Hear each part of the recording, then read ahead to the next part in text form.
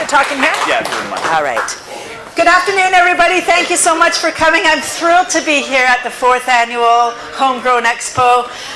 Are you concerned about the environment? Yes. Wonder what more you can do? Get worms, I say. I am a worm advocate, and worms are going to play an ever-increasing role in waste management, soil production, and therefore food security. It's essential that we learn how, and so I'm here to talk to you about that. Just like backyard composting, the worms require a carbon-nitrogen mix. So the carbon that we use is shredded paper, could be leaves, straw, cardboard, any combination of your paper products. The smaller you chop up your paper, the faster it breaks down, the more the worms can eat. Then you would add in a little bit of soil, just regular garden soil. You're adding the soil for the microorganisms and grit. Worms don't have teeth, so there's little bugs in the soil. Then you need some crushed eggshells. Worms breathe through their skin, so that helps to balance the pH or the acidity in the bedding. And then water. That's all you need. You mix all your ingredients together, add your worms right on top. There are thousands of different types of worms. The worms that come out when it rains are called Canadian night crawlers or dew worms. They're not the composting worms.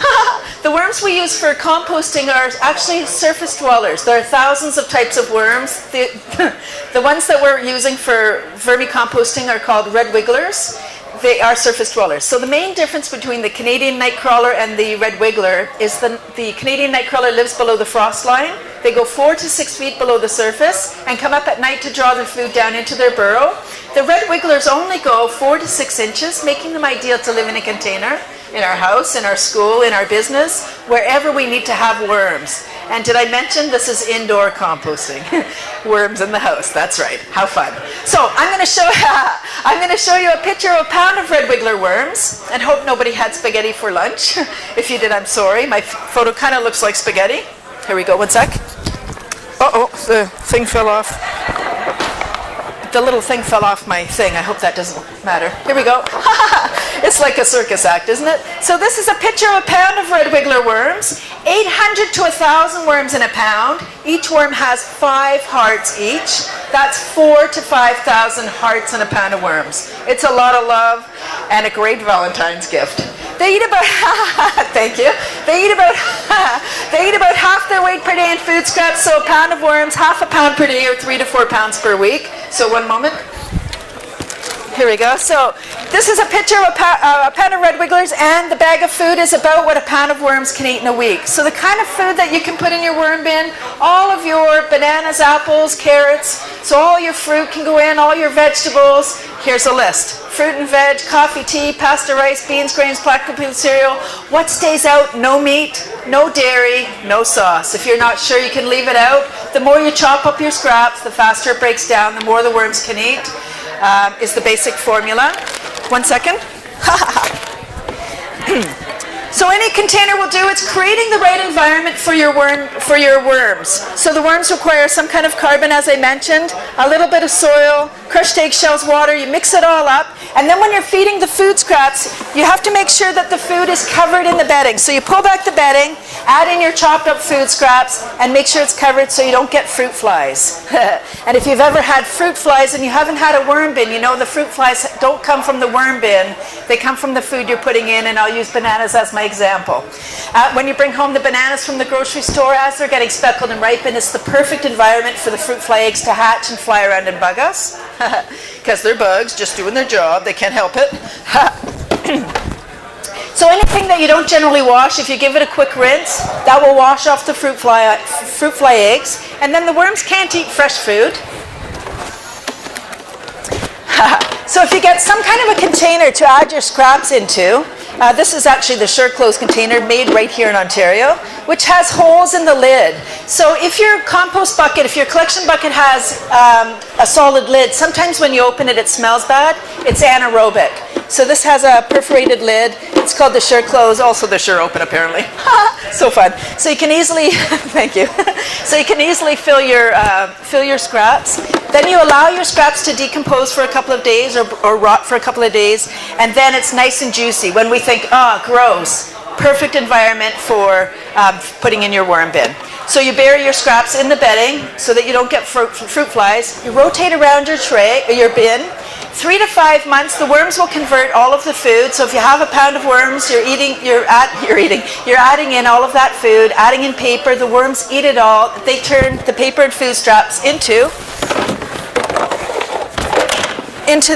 this so beautiful black gold, almost pure worm poo in my bin here. This is nature's finest. This is all we need to grow delicious, nutritious fruits and vegetables. So when your bin looks like this, it is like a circus act. It is time to harvest. The easiest way to harvest, if you're comfortable handling the worms, is called the dump and sort. You dump your bin on a plastic sheet, put it in small round piles. The worms are photosensitive or afraid of the light. They go down into the piles. Scoop off the top section, scoop around the sides. The worms will continue making their way down away from the light. Maybe an hour to do a bin this size. Once you get your worms separated, set up your new bedding, add the worms back in, use the black gold to fertilize your plants. Ta-da! Waste management, soil production, food security, all in one little worm. How wonderful. Now, if you think that this is super cool, but you don't want to do this part, there's a solution for you too. Of course there is.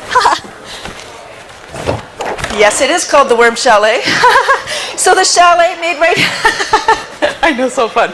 So the Worm Chalet made right here in Ontario. It's a tower composter, and there's 3 trays. So you start on the bottom tray. There's holes in the bottom of each tray. When the tray fills up, instead of having to be hands-on and do the dump and sort, you set up the second tray. The worms will follow the food. They migrate to the next level.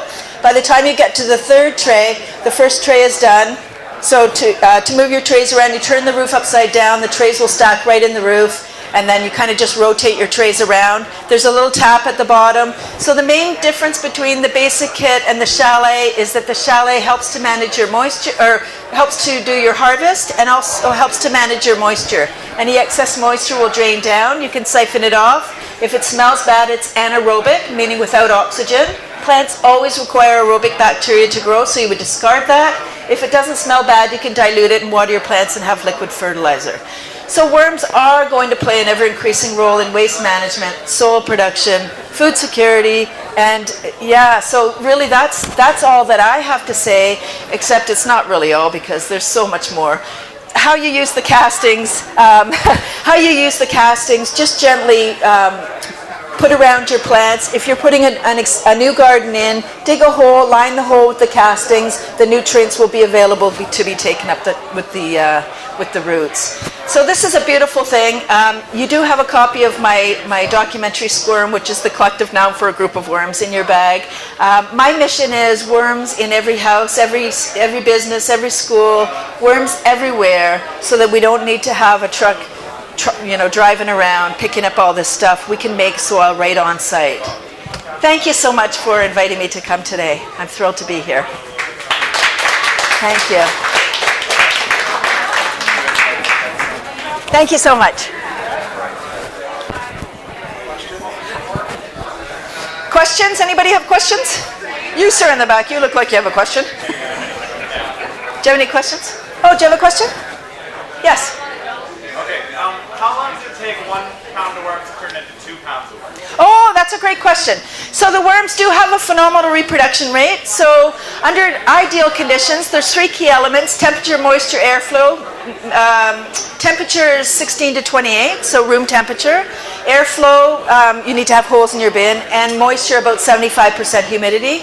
With everything ideal, about 3 to 5 months. From setup to harvest, your worms will double in number. Now, you don't have to worry about, oh my gosh, I'm going to be overrun with worms. Nope, they regulate their own population based on available space and available food, so you would never be overrun with worms. Thank you for that question. Anybody else? Questions? Questions? All right. Oh, here's one. Here we go. Why can't we just do it outside? Well, a lot of people live in condominiums. They don't have outside to do it. They don't have access to the green bin program. So there's a lot of reasons. And for avid gardeners, if you're growing your own food, then you want to make your own soil, because then you know what's in it. Pardon me? That's why you do compost, so you can do it yourself. The only reason you would do the worm composting is if you didn't have access to doing outdoor composting. Thank you for that. Fantastic. Thank you, everybody. Thank you. All right.